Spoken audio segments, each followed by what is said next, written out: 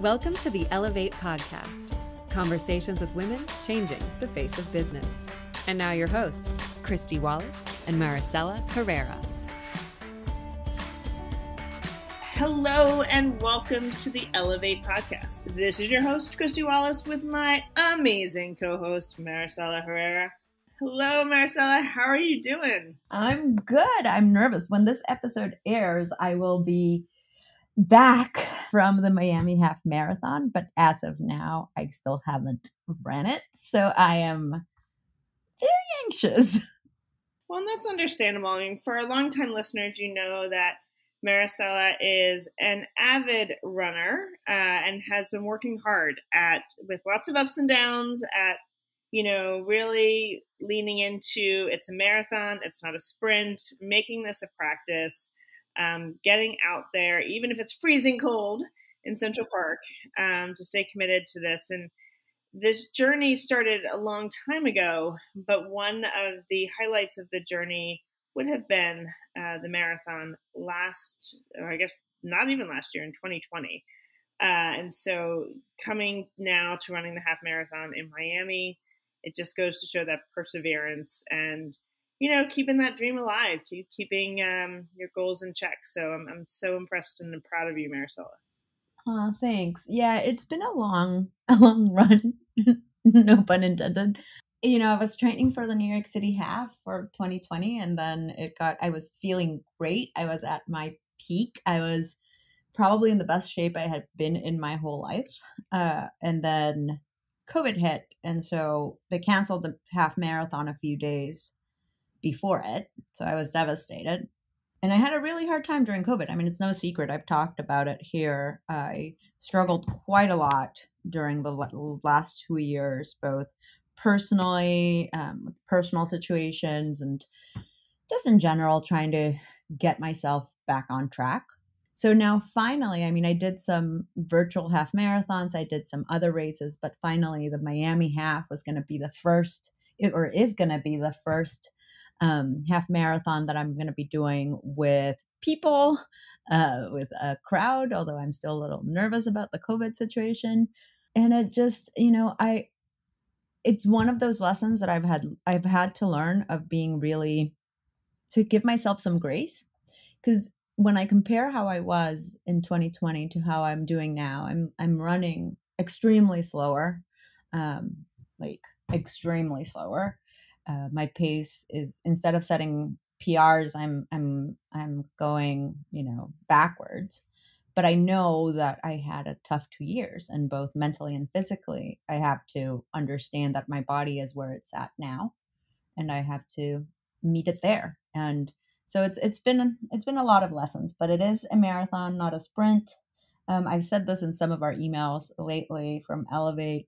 We just have to keep going, get yourself the right training, get yourself the right support group, make sure that you're doing both things to improve your speed to get to your personal records, but to also maintain yourself accountable during the rest of the year.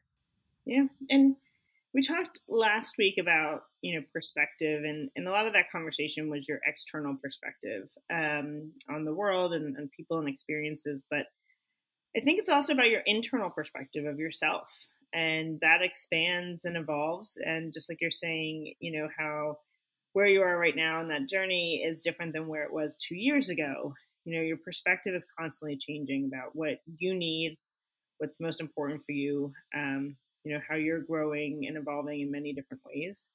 And so giving ourselves that grace to, shift our perspective on what's most important, and to, really celebrate wherever we are in that journey is really important. Yeah. So I'll let you know how it goes once it actually happens. By now, I'm assuming, as this podcast is airing, I am laying somewhere not wanting to move. I hope so. I just love it. That's amazing. I'm jealous, and I'm dreaming of the days I can lay somewhere, hopefully on a beach with some sunshine. Well, you're going to Disney soon, aren't you? I am. Which is not a laying somewhere beach or sunshine. It's actually not going to be a resting vacation for you. No, when we planned this for my mother-in-law's 70th birthday, over a year ago, we were like, oh, COVID will be fine by then. That is, interesting. But yeah, again, shifting perspectives, in our world and where we are, but it'll be fun. It's my kids and their cousins and, making memories. And I remember the first time I went to Disney, I was about my son's age, and it was a really cool experience, but for me, any experience just where I get to spend time with my family, and so many of us have lost touch with family or have lost family during this time. So I'm incredibly grateful. Other things that are good that I'm excited about is some new news on board diversity, which I know is a little bit of a shift from talking about Disney, although sometimes you might think the boardroom is a little bit of an amusement park or maybe some fantasy in with that, the story. But at the Ellevate community, being on a board and board diversity is critically important. We know about the power that boards wield over companies, the roles boards have played in a number of situations within companies, from Me Too to tying executive compensation to diversity metrics into statistics to toxic cultures and beyond. And so really diversifying that boardroom is critically important. It matters and it has an impact, and it's taken way too long. And as in so many of these conversations, when we talk about diversifying anything, the story that many lean on is, there's just not enough. There are not enough women to be in senior leadership. There are not enough diverse candidates to be on all these boards. And we know that is not true. Companies just need to look outside the old boys network and to open their doors to the phenomenal talent that is existing all around them. Under pressure to achieve more diversity in senior ranks, companies appear to be discovering that a big talent pool of non-white people and women for board seats does in fact exist. We've seen that directors who are Black, Asian, Hispanic, Middle Eastern, or from other non-white ethnic groups now occupy 4,500 board seats among companies in the Russell 3000 stock index. That's 25% more than they did at the end of 2020, and nearly 50% more than at the end of 2019.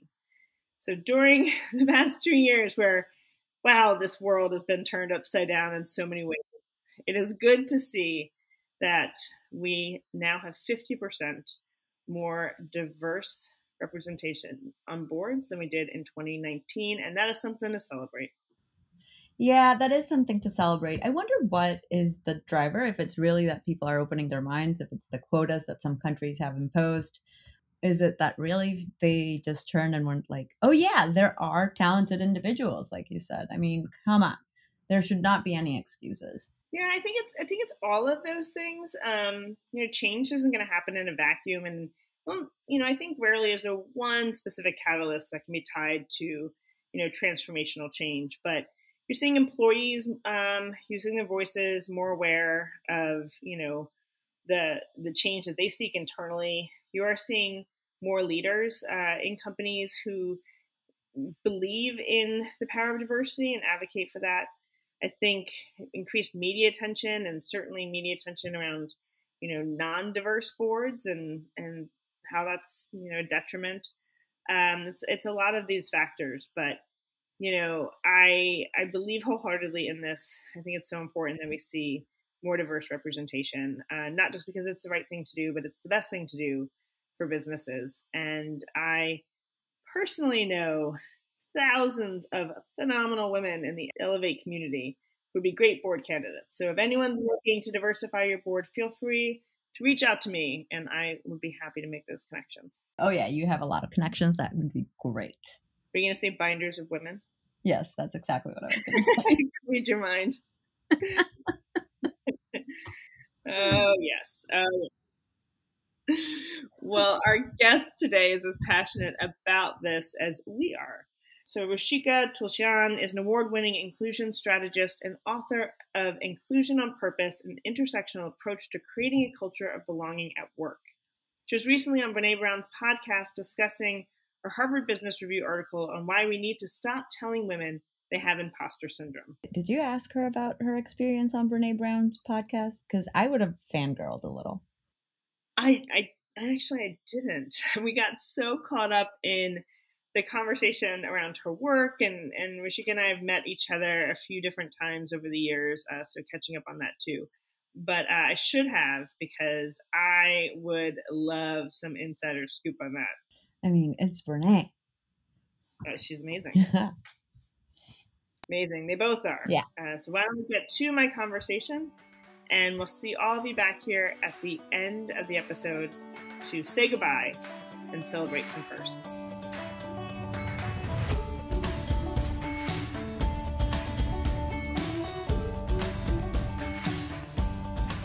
Ruchika, thank you for joining us today on the Ellevate podcast. I am really excited to have you here. We first met way back pre-COVID at a conference. We sat next to each other and hit it off. And so it's great to get you on the podcast here today. So welcome.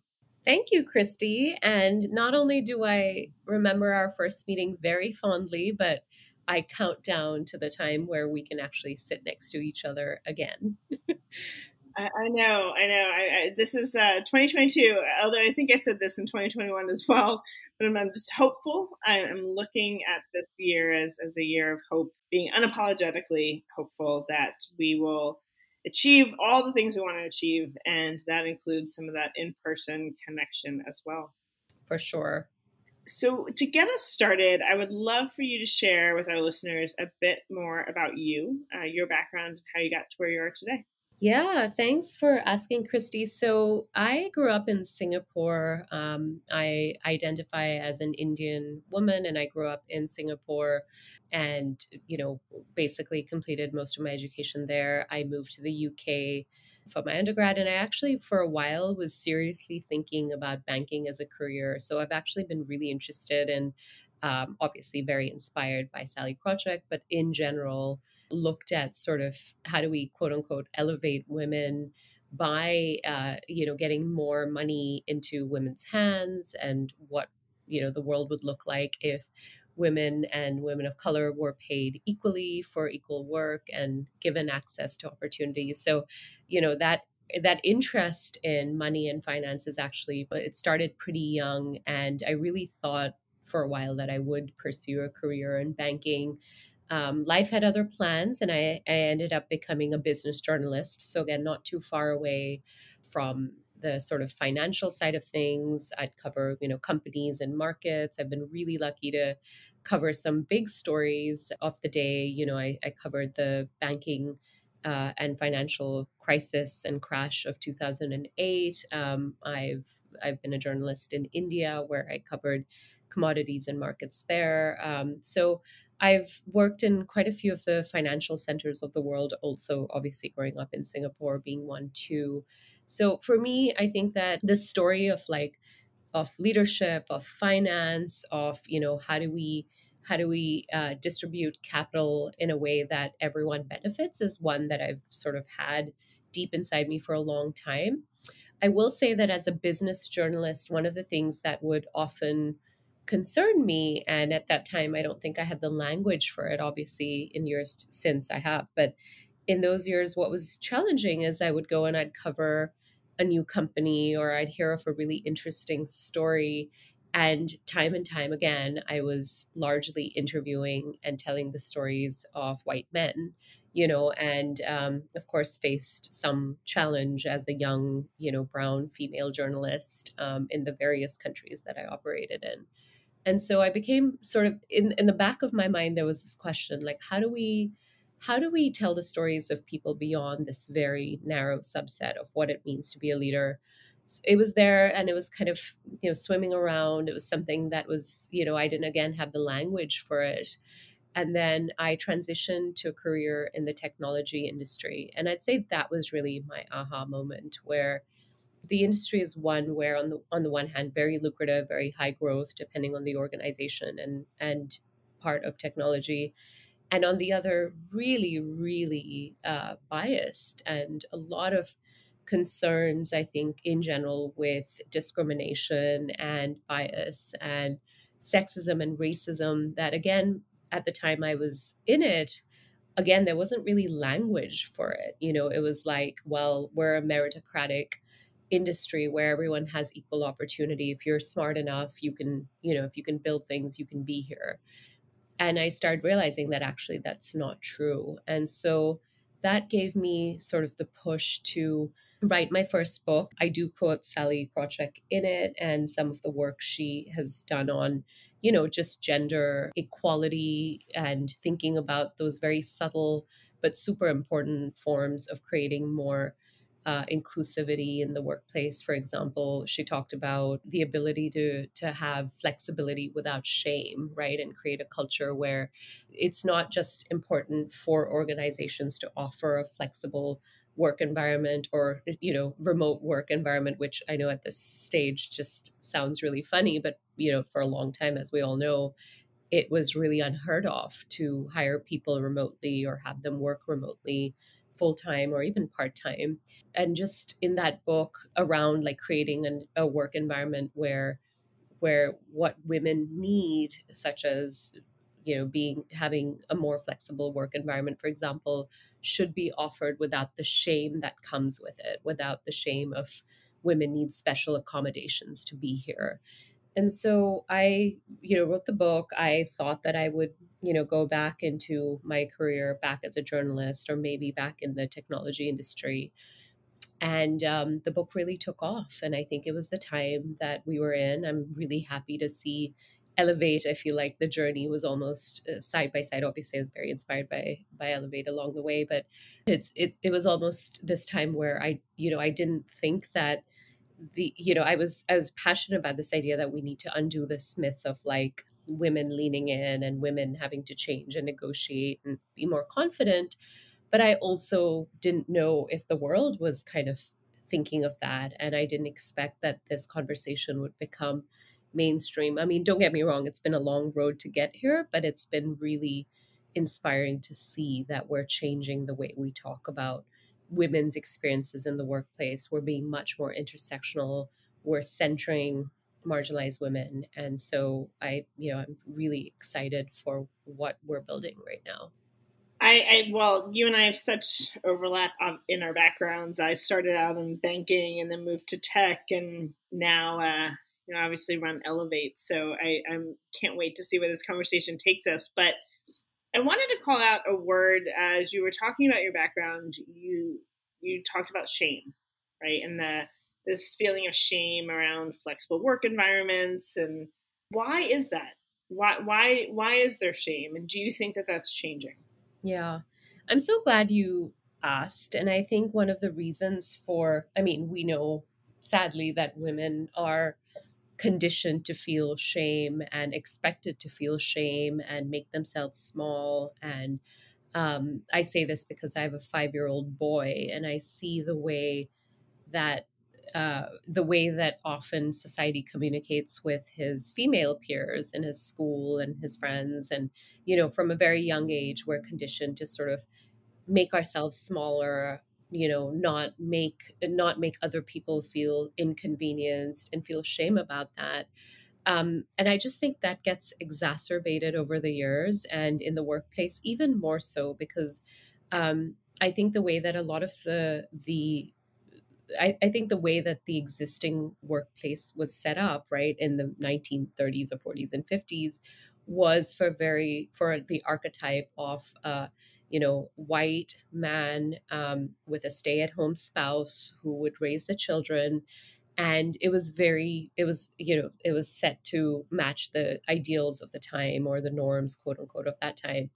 And now, all these decades later, that's completely outdated, but we still expect women to operate in the same, with the same paradigm, be available the full time that you're in the office pre-pandemic. this idea that you needed to work remotely, or you needed to work different hours, or you needed to work less hours but still be as productive. We didn't have the mechanisms in place for that. And I'd argue we still aren't quite there even in the pandemic era. I think from what we're seeing, the early data is already showing that we're working longer hours, we have more meetings. It's obviously causing a lot more burnout. So I think the shame really came from and exists and continues on because of the expectations that we place on women in society in general, and do not offer supportive solutions that really could be used across the board. Because we know that for many men of the millennial generation, we know for non-binary folks, etc., there's a lot more opportunity to recreate a workplace which is much more inclusive, and that and offer policies and flexibility and remote work, etc., that should be able to be used by everyone without them feeling like they would be penalized or that they have to be ashamed for needing it, right? And part of it is that we need more managers and leaders to trust their employees.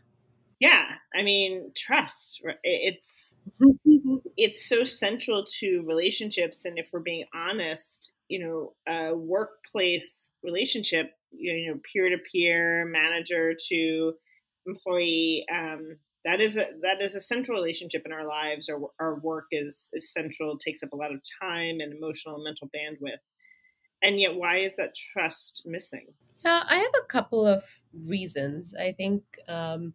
I offer a couple of reasons for why trust is lacking, I think, especially in the past. I mean, I think one of the reasons was back to this idea that the workplace was set up without women, people of color, without a lot of, diversity across the board, and underrepresented viewpoints, right? So it was set up to be a very specific way. And we've carried those paradigms and those ideals over even today when we have the technology and I would argue just the data to show that we can create a much more inclusive environment. And central to that is trust, because I think the way it was built in the past was without that lack of trust. You had timesheets and time cards, and your manager, you would often sit on an assembly line and your manager could see exactly what you were doing. And sadly, we've carried over a lot of those ideals still into the workplace today, which, were centered around a lack of trust. So I think there's part of it is that. I think part of it is, and this is like a larger societal issue that I think about a lot, but for a lot of Americans, we've had very little experience and real meaningful interactions with people who are different than us, right? There's a study from PRRI which finds that 3/4 of white Americans don't have a single friend of color. And so when we come into the workplace, that's often the first time for a lot of people, actually Americans of all backgrounds, but especially white Americans, who we know are the largest, sort of representation in the workforce today in America. If the first time you've had any interaction with someone who's different than you, you haven't kind of come up through the years having diversity and different perspectives in your life, then it can create mistrust, and it can build a workplace culture where it's normal not to rely on each other, which is really sad, because again, the research is very clear. The more trust you have, the more people feel like their team can have their back. Psychological safety is an area I'm really interested in. Actually, the more innovative and more, growth focused an organization or a team can actually be. And yet I think there is that lack of trust. And I think we need to focus on that as managers and leaders. I think that needs to be top of mind.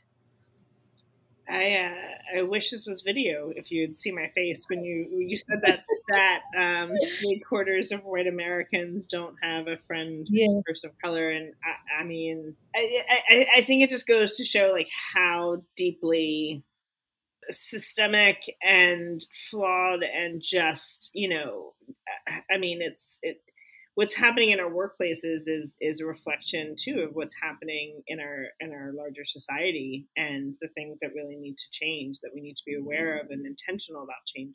Yeah, I mean, I think that this is one of those areas that's very painful, right? It's obviously a carryover from a lot of the history that we have had in this country.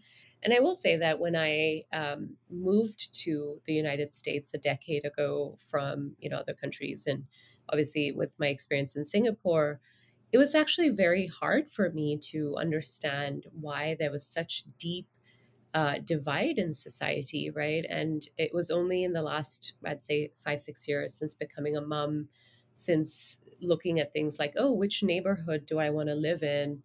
Which neighborhood can I afford to live in as a person of color? What will the school situation look like for my family or for my son? Those questions really made me realize that actually the way that a lot of the structures in American society have been set up have been to continue segregation and continue separation and make it so that it's actually really hard to have a meaningful relationship with anyone who's from a different background as you. And I think part of that change we are rooting towards in our workplaces is actually going to start from making change and meaningful change in society. Equality and specifically, gender equity and inequality, and then, obviously a focus on intersectional and women of color. Is it a fad, and is it dying out? And I'll preface this. The reason I'm asking this question is, probably back 5 years ago, this was top of mind for everyone. We were talking about, women in the workplace and women succeeding, and the work we're doing to support women in the workplace. And then, obviously, I think with the Trump administration and changes with, government policies and focus on gender equality and gender equity, and then we saw that trickle down, and it became, I think, that moment, that momentum, that focus, sort of, there wasn't as much, maybe not as much passion. And I don't say that from the perspective of us. We have that passion. We know this needs to happen. But it felt like, the spotlight started to shine elsewhere.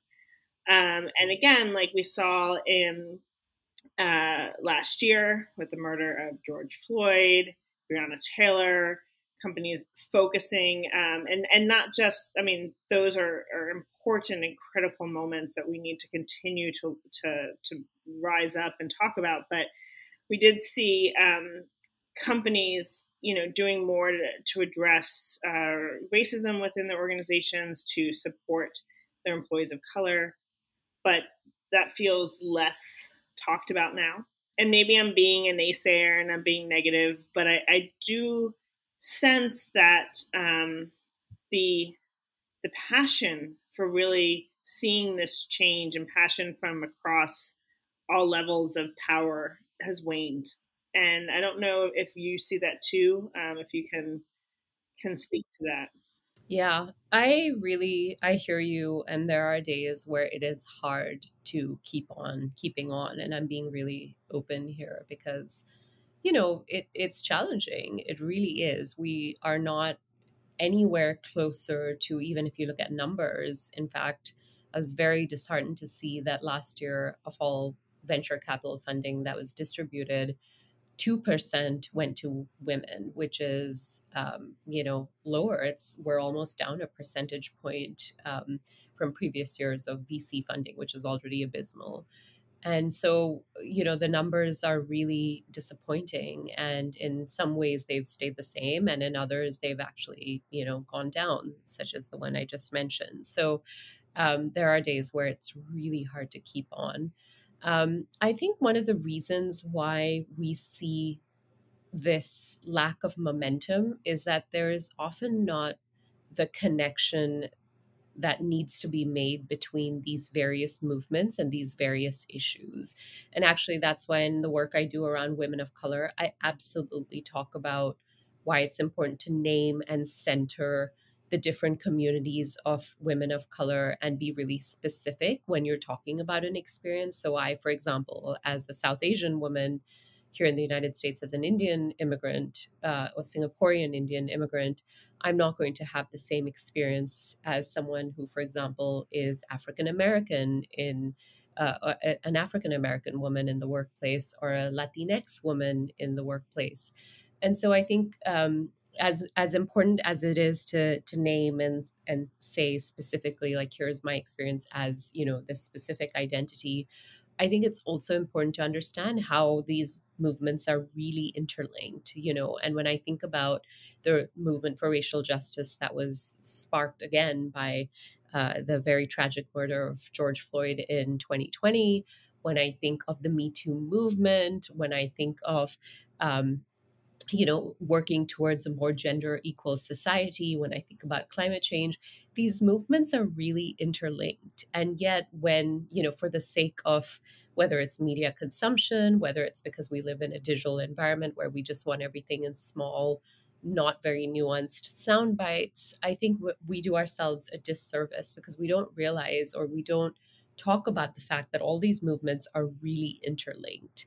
And so, you know, as when we're saying, okay, let's talk about sustainability in the workplace, or when we talk about sustainability for the climate, but from a corporate standpoint, we think of that issue as separate from gender diversity and racial diversity in the workplace. But it's very linked, right? If you think about the communities that are most impacted by climate change, who have the most to lose, etc. So I think what, for me, the big hope and the big optimism is that in this year and beyond, we can start to see how everything is linked to everything else, right? Even when we think about the pandemic, the importance of thinking about the pandemic from the standpoint of, but who's most impacted? Who's most likely to, if they contract COVID, who is going to have the hardest time recovering from it because of the lack of resources, because of racism in the healthcare system, right? Who's going to be most socioeconomically impacted by this pandemic? And I think creating a way to talk about these movements and these issues as linked is going to be what helps us hopefully continue keeping it top of mind, and also then building that personal responsibility. So, for example, the impact of, for example, the Me Too movement specifically, you know, when I heard about it, there were a lot of stories that came out that I was like, oh, that's never happened to me.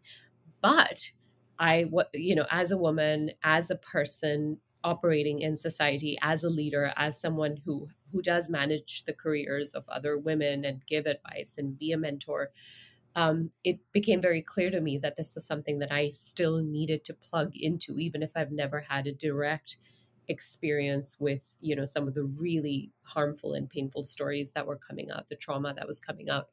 And I think I would love to see more leaders understand that and take ownership and say, we're linked in this. I may never have had my own Me Too movement as, you know, a man, for example, or I may not have had my own Me Too experience. Like, I would never do that to someone, for example. And a lot of the defensiveness is like, oh, that's not me, so I don't have to engage in this discussion or in the advocacy around it. But I think the change will come when when all of us take responsibility for all of us and see how we're so linked, right? And this concept of Ubuntu, you know, which, you know, the late great Archbishop Desmond Tutu talked a lot about, but really this concept of I am because you are, right? We are all linked, and I know I'm getting philosophical here, but that for me gives me a lot of hope that I think the more we start to do that, and the more we start to see how these movements are interlinked, and how, you know, the way out of our oppression is really to come together and collectively band together. For me, that's where I have some hope. I appreciate the philosophical, and it's something that I think it's top of mind because I'm currently homeschooling one of my children who is home with COVID, and one of her assignments today was reading a book on on peaceful protests, and what are the things that we protest against or for, and why, and what are the ways that we do it. And in the book, it was interesting. I'm Catholic. I was raised Catholic. I went to Catholic school from the time I was 4 till I was 21, and my daughter had identified one way she wants to learn more about protesting is prayer. And I was surprised by that, but I think, in talking through it with her, it's about that reflection and that like personal accountability and that belief in change. And as we're talking about, you mentioned sort of us being accountable for our neighbor and for each other and for supporting others, and that's central to sort of the golden rule or the commandments or whatever it is that you believe in. But I think we all believe in supporting others, right, and doing more, and yet we don't always know how to do that, right? And it's like, how do you turn that belief into action? And you've said that inclusion takes awareness, intention, and regular practice. And how does that manifest itself? I mean, how do we, grow our awareness, make that space to really process what's happening in this world and what role we play, to create that intention and then to put it into practice? Yeah, I think that's a great question. And, more power to your daughter. I think that there's a lot more work we could all do by being more mindful and being more grounded. And I think whatever form that takes, whether it's prayer, whether it's meditation, whether it's, taking deep breaths, all sorts of different ways, but just being more present and mindful. Because I do worry about the world we're in, where everything's just a click, and everything is, we're all information overloaded, and we get so many pieces of information, we're bombarded, and it's very hard to ground yourself in everything because you're overwhelmed all the time. So I think that there is a deeper connection to be made in being more mindful and grounded in whatever form that takes and whatever practice we can all do, and then being able to take intentional action towards inclusion. And I think one of the ways that we can build that is through deeper empathy. And one of the chapters in my book, Inclusion on Purpose, really focuses on how do we create a more empathetic style of leadership? How do we develop more empathy? Because right now the research from Dr. Jamil Zaki, who is a psychologist out of Stanford, finds that unfortunately the more, or just I guess not even unfortunately, but just the way it is, the more privilege you have, the less empathy you're likely to have. So there's actually an inverse relationship between how much empathy you're going to have based on how much privilege you have. And it makes sense, right? Even in this pandemic, I've been hearing from some of the organizations I work with, I'll be hearing discussions of where people who have a lot of socioeconomic and, societal privilege talk about, let's all rush back to the office.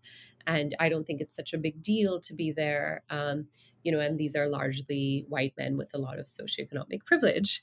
And then I'll hear from, women and people of color and people from other marginalized identities talk about how even in the remote work environment, things have been so stressful and so hard, and the level of burnout is, next level. And there is a real cognitive dissonance, which I think does get heightened based on your proximity to privilege. And so I think that there's a lot more work that we could do to be more empathetic. And I think part of being a more inclusive leader does mean developing empathy. In the book, I talk about various strategies to do that. One of the ways that was surprising to me, and this is research from Berkeley that basically finds one of the ways that we can develop empathy, for example, a quote unquote easier way is through reading fiction, and really putting ourselves in a character's shoes who is very different from us. And obviously, part of the in publishing the Own Voices movement, hashtag Own Voices, where if we seek out fiction that has been written by people from marginalized communities, talking about the experience of people in their community, that is one way, and being able to read more fiction and seek out different perspectives can really be a way that we can build empathy without expecting people from marginalized backgrounds in that moment to have to do the emotional labor of explaining why, for example, why something is a microaggression or what we can do to show up as allies.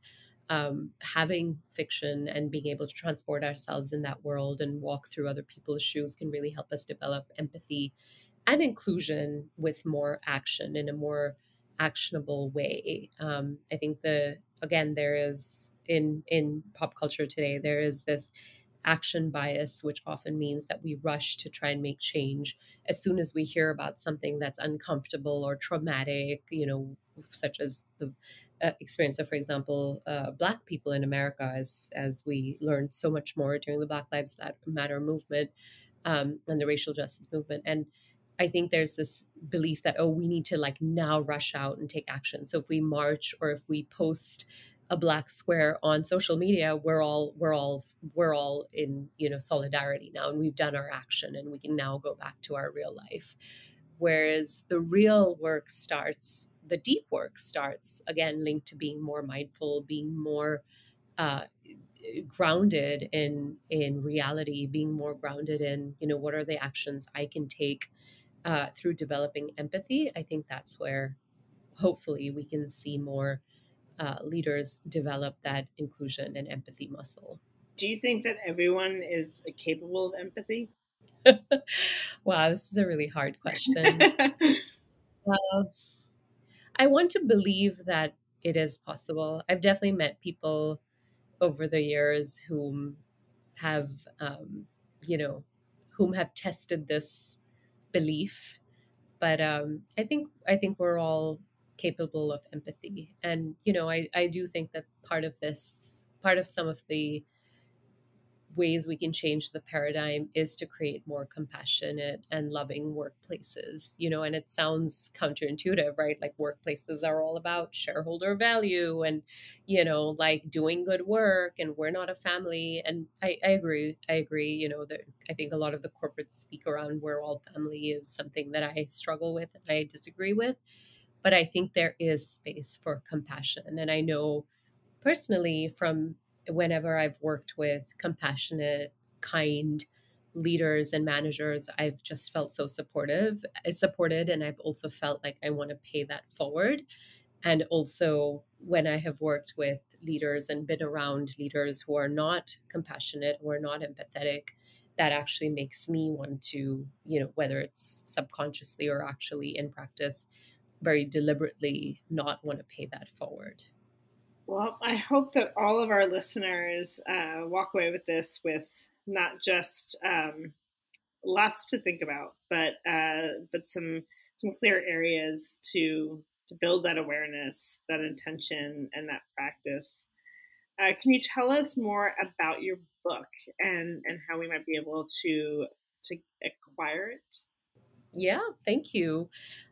Yes, so Inclusion on Purpose goes on sale March 1st, 2022. It is available for pre-order, and wherever feels right to you, please, if you want to purchase it, definitely purchase it from wherever feels best to you. It's obviously available on Amazon. A lot of independent bookstores carry it too.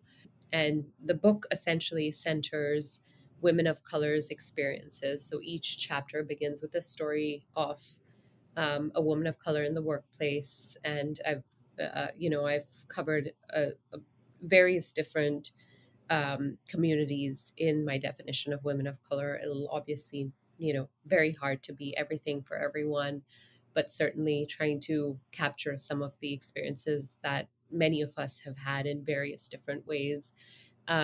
And then each chapter also then basically presents actionable strategies to create a more inclusive environment based on some of the challenges that the woman in the start of the chapter faced. So whether that's pay inequality, whether that's lack of psychological safety, whether that's, creating a more inclusive technology culture, that both as consumers and people in the technology industry. Each chapter sort of gives the reader actionable takeaways that hopefully they can implement. The book is also divided into two parts, where the first part is more about individual actions. So that's where things like, what I talked about in terms of developing more empathy, reading fiction, things like that, are in the first half of the book. And then the second part of the book really focuses on more organizational strategies. So yeah, I really hope that it resonates with readers. I really hope it at least creates some sort of a blueprint for change. What I don't want to hear from people anymore is, I want to make change, but I don't know how. I hope the book can, along with many other great books we have out there, I hope it can serve as some sort of, inspiration to take those personal and organizational actions for change. Yeah. And I just also want to echo, what you said. I want to make change, but I don't know how. And I think sometimes we may feel powerless to create change. It may feel overwhelming or daunting. You may feel that you're in an organization or a community that's resistant to that change or doesn't prioritize that. But you can do that. We're here to support you in that. Please, Ellevate has a number of roundtables for managers and executives, our Mobilize Women Summit, where we want to give you that support to create change. And certainly this book, Inclusion on Purpose, is, I think, a great guide for you to tap into, to hear real stories. We know change doesn't always happen by the facts and figures. It happens by the stories and the real life moments. So tap into that, as well as the very actionable ideas on how you can start today to create change. So thank you so much for joining us today on the Ellevate podcast. Kristy, thank you so much. And I do want to echo that I think the importance of communities like Ellevate are, can't be stressed enough. And for me, especially, being able to find women in my tribe, being able to know that there were people I could speak to safely about some of the experiences I had was really groundbreaking. And actually, I'll be honest that I definitely sought out communities like Ellevate in those moments in my career where I felt really unsupported, where I had experienced exclusion and bias. And it really was communities of women, and, especially women of color that I'd say gave me the confidence and gave me that fire in my belly to say, like, no, enough is enough. And we need to make and create a different paradigm and workplace for especially the generations coming up after us. So for anyone listening, the opportunity to really connect with women facing similar issues or just hearing the various different viewpoints of women in the workplace, I think can be really important and can be really satisfying. And I think for a long time, I didn't think of it that way. When I was starting out my career as a journalist, and especially a business journalist, which back then was still a fairly male-dominated industry, you did not, and I know this is true of banking as well, like it was considered like a soft thing to do, to find communities of women and invest in them, invest your time there. And I actually would argue that for me, that's been one of the most powerful ways that I've, both found my purpose in life as well as found my tribe. Perfect way to end this conversation. Thank you so much for joining us on the podcast today. Thank you, Kristy.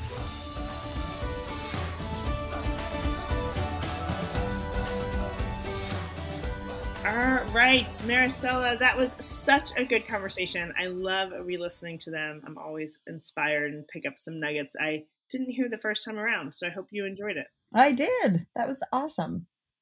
Yeah, it was really, really exciting. And, as we look, into how we take a lot of these learnings, creating that culture of belonging at work, I think it's important for our listeners to know that we all have a role to play. If you are a company of 1 or 100,000, if you are entry level through to the C-suite, there's all ways that we can help drive the culture, both internally in our team, in our department, in our office, within the organization as a whole.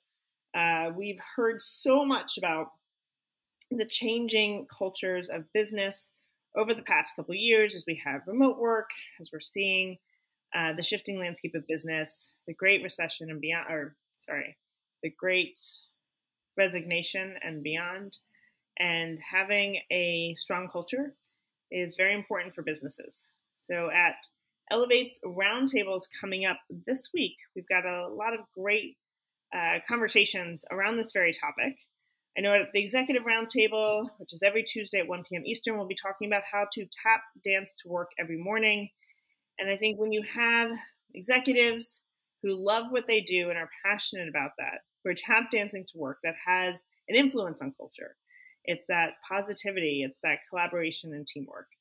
And I'm excited for that conversation. What is happening at the Rising Leaders Roundtable, Mary? So first off, I have to say, I cannot love that title of that roundtable anymore. It gives such a mental picture of what you're trying to convey with the tap dancing to work. So really good.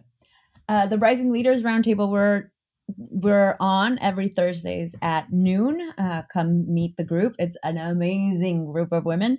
We're going to be talking about building a feedback culture, which is so critical if you want to make a culture of psychological safety and belonging in your organizations.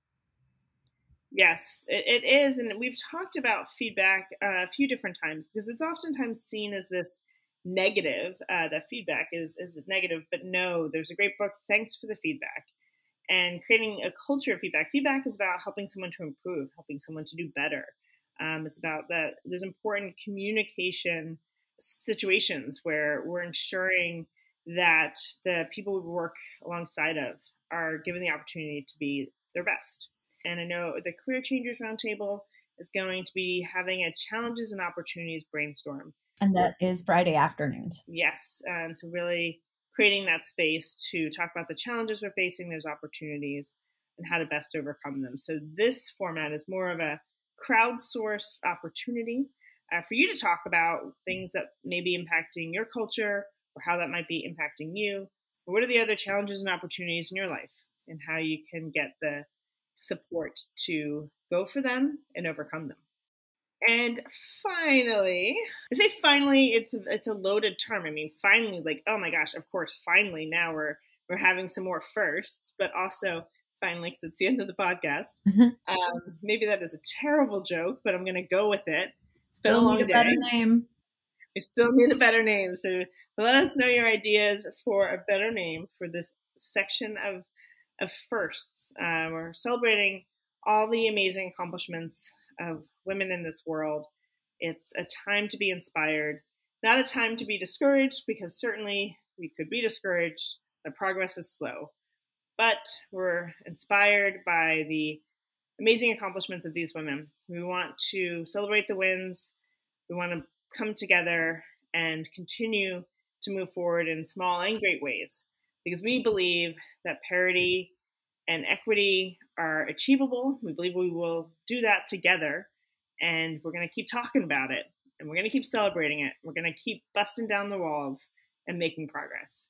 So our first for this week, we have Genevieve Beacom became the first woman to pitch for a professional baseball team in Australia. I love that. I did not know that they had baseball in Australia. I should have known that, but this is great, and I'm so excited. We have our first woman pitcher. That's so exciting. Lisa Middleton became the first transgender mayor in Palm Springs and in California. All right. Captain Amy Baunerschmidt became the first woman to take a U.S. aircraft carrier to sea. That's so cool. Christine Crowley was nominated to be Los Angeles' first female fire department chief. And Salima Rahida Muksanga became the first woman to referee a soccer match at the African Cup of Nations. Not only that, but her team of officials made up the first all-woman team to officiate a match in the tournament's history. This is so exciting. And I will say, if you want us to celebrate with you some of your firsts or some interesting things you're doing, let us know. podcast@ellevatenetwork.com. We are here to cheer you on. Yes, we are. And stay tuned for next week's episode where we will be talking with Sandra Zucker. Sandra is an internationally recognized trust researcher and professor of management practice at Harvard Business School.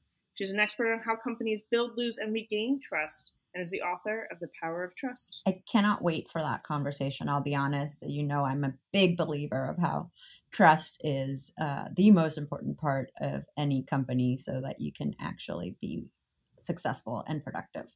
Yeah, I mean, you need it internally and externally across all stakeholders. Trust matters. So join us back here for another riveting episode of the Ellevate podcast. Bye.